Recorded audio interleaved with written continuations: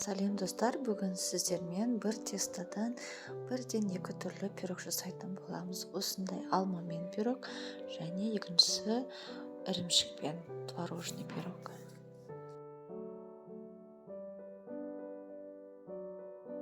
Аппарат дайындаймыз. Жылы сүтімізге қантымыздың кішкене бөлігін және дрожжды қосып, әбден араластырып, бетін жауып, жылы жерге қойып қоямыз шамамен 15 минутқа. Оған дейін темір ыдысымызға сұйық майымызды, сметанамызды, майды және жұмыртқа, шым тұз, қант және ванилинді қосып, жақсылап араластырамыз. Одан кейін орташа отқа қойып газға.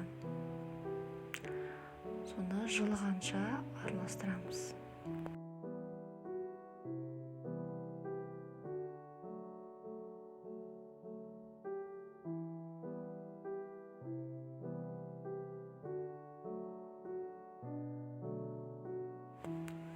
Енді нанымызды илейміз. Ол үшін жаңа дайын болған жылы массамызды және аппарамызды қосып, жұмсақ нан илейміз.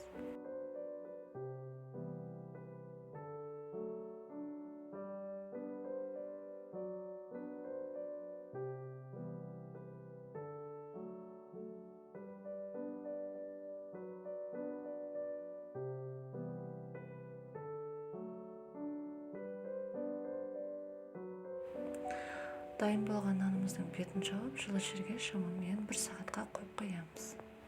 Бірінші пирогтың начинкасын дайындаймыз. Творог, жұмыртқа, сметана, қант барлығын блендермен немесе вилкамен жұмсартамыз. Көтерілген нанымызды дәл ортасынан екіге бөлеміз, оның екінші бөлігін тағы да 2 бөлікке бөлеміз. Ал үлкен бөлігі ол екінші пирогымызға, яблочныйға. Ал 2 бөлікке бөлінген тестамыз, ол біреуі астыңғы бөлігі, үстіңгі бөлігіне арналған.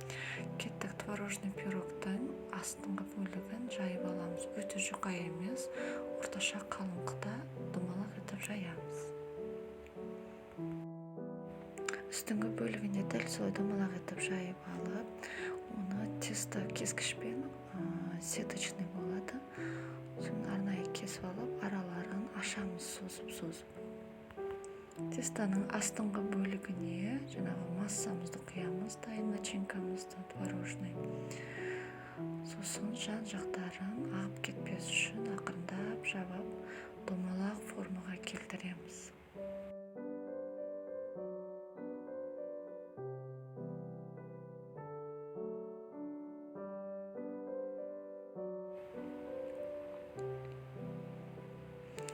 Енді үстіңгі бөлігін қоямыз, қараңыздар. Жаңа кесілген арасын созамыз.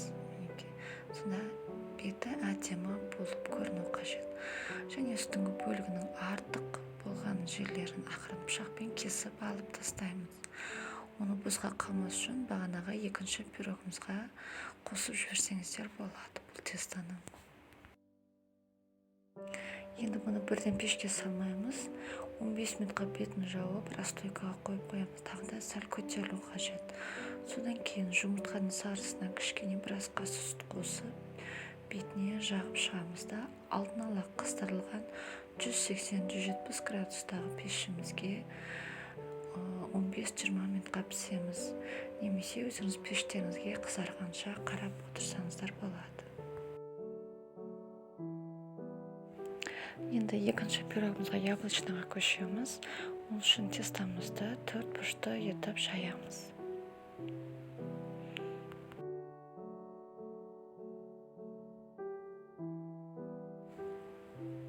Нанымызды пышақтың көмегімен 4 бөлікке ақырын ғана басып, сызып аламыз.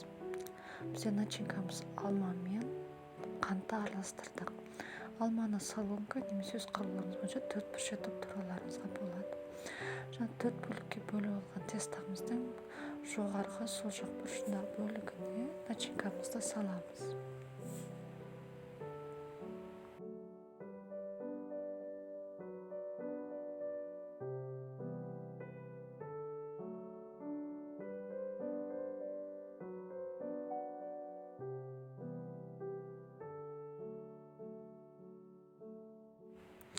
Тестоның жан жақтарын жақсылап қолымызбен қаттылап басып жауып шығамыз.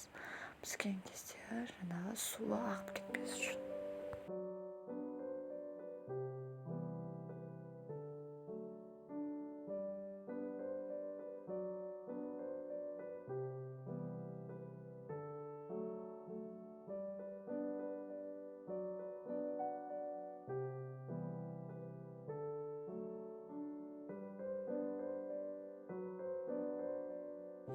Видеода көрсетілгенде шахматный порядокта осылай әдемілеп өріп шығамыз.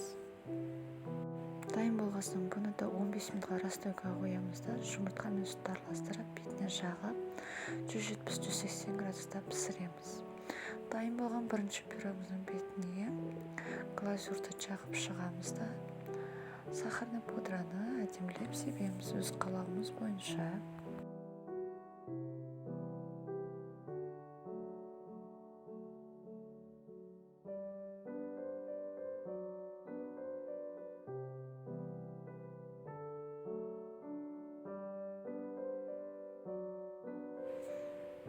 Дайын болған екінші пирогымыздың тоже бетіне глазурды жағып сахарный пудрамен әсемдейміз.